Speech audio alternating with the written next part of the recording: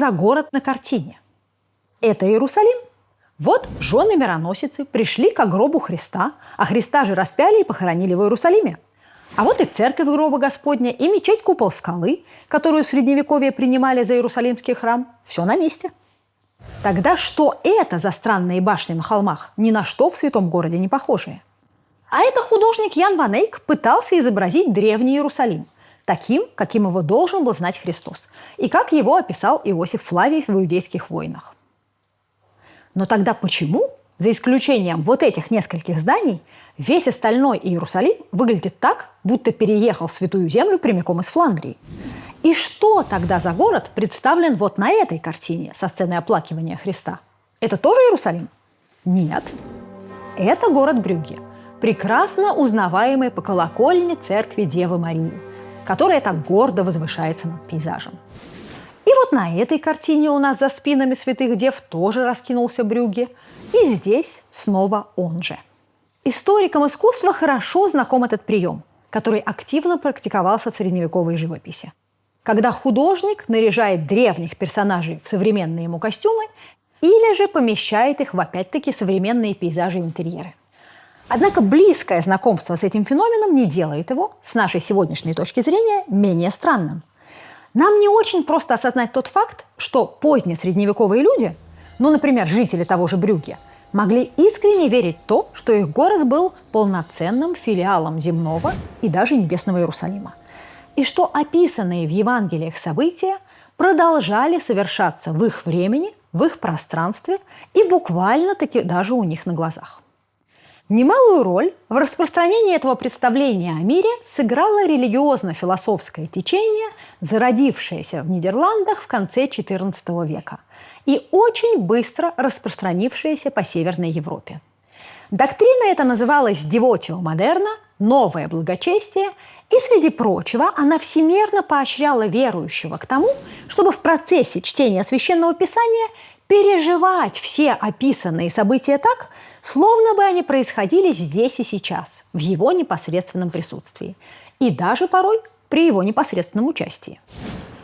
Миниатюра из рукописи произведения «Диалог герцогини Бургундской с Иисусом Христом», представляющая герцогиню Маргариту Йоркскую в образе Марии Магдалины в момент ее встречи с воскресшим учителем, и притом не в саду, а в интерьере герцогской опочивальни, очень наглядный пример такого непосредственного переживания библейских событий. В рамках нового благочестия были разработаны и другие любопытные молитвенные практики. Например, воображаемое паломничество. Надо сказать, что в эту эпоху церковь начинает активно осуждать обычные паломничества, то есть личный поход ногами к святому месту. Мероприятие это было долгое, опасное и, главное, дорогое. Так не лучше ли отдать эти деньги на богоугодные дела, а ходить к святыням с тем же успехом и такими же духовными наградами, не выходя из дома? Воображаемое паломничество подразумевает исключительно путешествие души, когда верующий христианин, читая Библию или же специальный вадемекум, путеводитель по святыням, мысленно переносится к месту действия и переживает все описанное там как наяву. Именно о такого рода паломничестве повествуют две знаменитые миниатюры из часослова Марии Бургундской. За окном, возле которого сидит погруженная в благочестивые размышления герцогиня, открывается не обыденный пейзаж, а надмирное сакральное пространство, в котором она, будучи силой молитвы перенесена из земного окружения в духовный парадиз, может созерцать свою покойную мать, допущенную к Царице Небесной. На второй миниатюре самой Марии уже нет. Точнее, мы как бы смотрим на происходящее ее глазами, поскольку сцена, разворачивающаяся за окном, создана ее фантазией. Книга часов, лежащая справа, раскрыта на молитве о распятии. Именно это чтение стало импульсом к воображаемому паломничеству юной герцогини в Иерусалим, где страсти Христовы предстают перед ней во всей своей драматичности. Но, впрочем, совсем уж воображаемое паломничество – это была опция для особо продвинутых пользователей. Большей части верующих все же требовались какие-то материальные ориентиры. Отсюда возникает удивительное явление, которое можно назвать переносом Иерусалима, когда западная одержимость святым городом доходит фактически до мимикрии. Всякий населенный пункт теперь может объявить себя Иерусалимом и прикрепить к своим достопримечательностям соответствующие ярлычки, превращая их в крестный путь, Елеонскую гору и даже в гроб Господень. Так развивается новый тип паломничества – перформативный, позволяющий верующему приобщиться к кульминационному событию в истории человеческого спасения, не покидая родных стен. А уж городу Брюгге представлять себя Иерусалимом сам Бог велел. Здесь с 1150 года хранится бесценная реликвия крови Христовой, привезенная графом Дитрихом Эльзасским из Второго крестового похода. Ежегодная процессия в ее честь проводилась в день Вознесения. Под чтение молитв и псалмов участники шествия торжественно обходили город, повторяя на свой лад крестный путь Христа и с каждой новой остановкой на нем все более проваливаясь в пространственно-временную дыру, пока окутанный фимиамом город не становился для них самым что ни на есть Иерусалимом, спиралью, закрученным от нового храма, высокой колокольни церкви Девы Марии, видимой с любого места, по которому проходила процессия. Но есть в Брюгге и еще более материальное свидетельство связи с Иерусалимом. Капелла, выстроенная в соответствии с гробом Господним. Основана она была в 1427 году братьями Якобом и Питером Адорнами, богатыми генуэзскими купцами-экспатами, чьи предки обосновались во Фландрии еще в XIII веке. Семейной традицией Адорнов были паломничества в Святую Землю. Собственно, Якоб и Питер заложили свою церковь сразу после возвращения из Иерусалима. Целью этого богоугодного деяния было дать возможность тем, кто лично побывал у гроба, снова пережить этот опыт, а всем остальным вот так опосредованно приобщиться к главной христианской святыне. При этом легко можно заметить, что Иерусалимская капелла не слишком похожа на свой прототип. Как же тогда она могла служить субститутом гроба, и как люди, совершившие настоящее паломничество, могли заново пережить в ней сходный мистический опыт? У средневекового западного человека было совсем иное, чем у нас, представление о том, что такое копирование. Понятие «точная копия» в современном смысле просто не существовало. Повторение сакрально значимой вещи, будь то почитаемая икона или здание, должно было соответствовать ему скорее по духу, чем по букве. Например, вот этой экзотической луковки, венчающей капеллу Адорнов, было совершенно достаточно для обозначения того, что здесь у нас Иерусалим.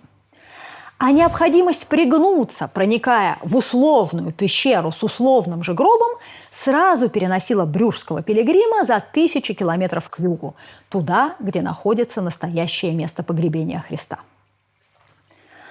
Иерусалимская капелла копировала храм гроба Господня в том смысле, что она была гораздо больше ориентирована на чувственное проживание паломничества, чем на визуальное.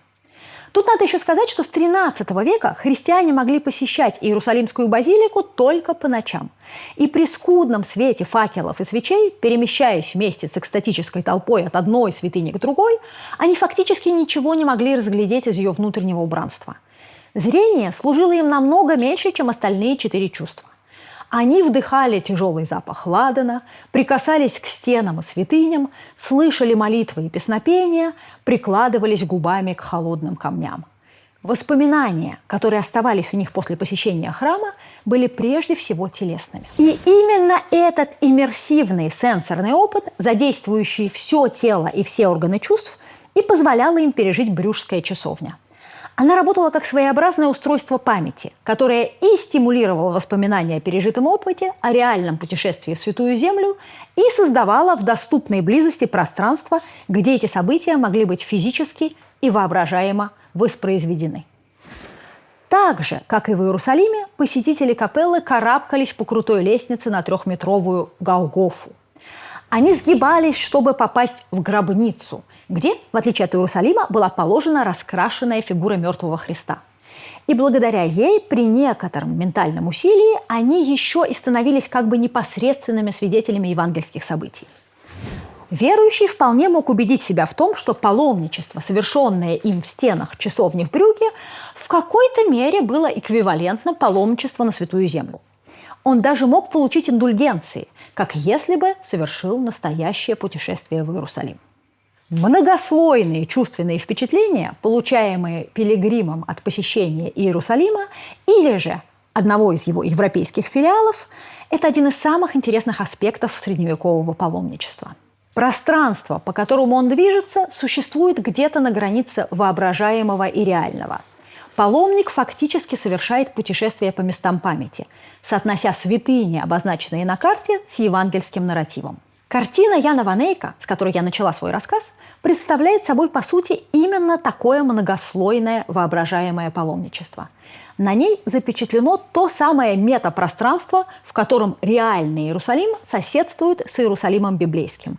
И в то же время оба они перенесены в привычные художнику и его зрителю фламандские декорации. У нас сегодня есть все основания предполагать, что когда-то эта картина украшала как раз-таки Иерусалимскую капеллу братьев Адорнов в городе Брюгге. Ее созерцание позволяло посетителю и стать вместе с женами-мироносицами свидетелем чуда воскресения Христа, и пройтись по святым местам памяти, и через годы и расстояния обновить свою связь с вечным городом. С вами была Ольга Караськова, программа «Бог в деталях». Наше следующее расследование выйдет через неделю. Подписывайтесь на наш канал «Идеи без границ».